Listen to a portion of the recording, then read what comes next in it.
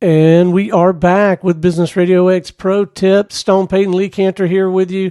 Lee, you are such a prolific reader. What advice do you have for helping us get the most out of what we're reading? I think we're in a golden age of information and expertise sharing, whether it's through books, whether it's through blogs, whether it's through podcasts. There's so many talented, generous people sharing what they know in a variety of formats, but I'm old school in terms of still reading books. And I think that any money spent on books ultimately gives you the most knowledge per dollar than pretty much anything else you can spend money on when it comes to your self-improvement. I mean, just think about it. Just pull one usable nugget from a book. Isn't that worth the $10 you paid for the book?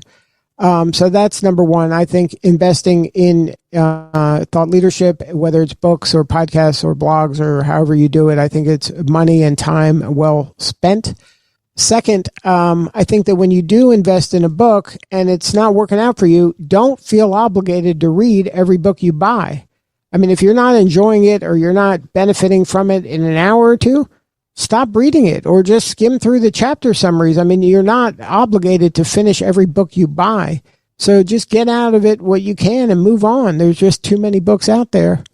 And lastly, what I do to find new books is I read books that my favorite authors mention or read themselves. For example, I'm a big Seth Godin fan. So if I'm listening to a Seth Godin podcast or reading a Seth Godin book, which I pretty much read almost every one of the books he puts out.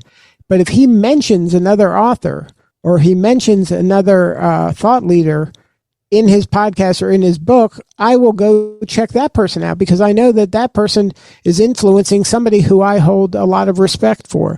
So I use the people that I'm currently kind of reading as a way to find the next thing to read. So those are 3 tips on getting more out of your reading.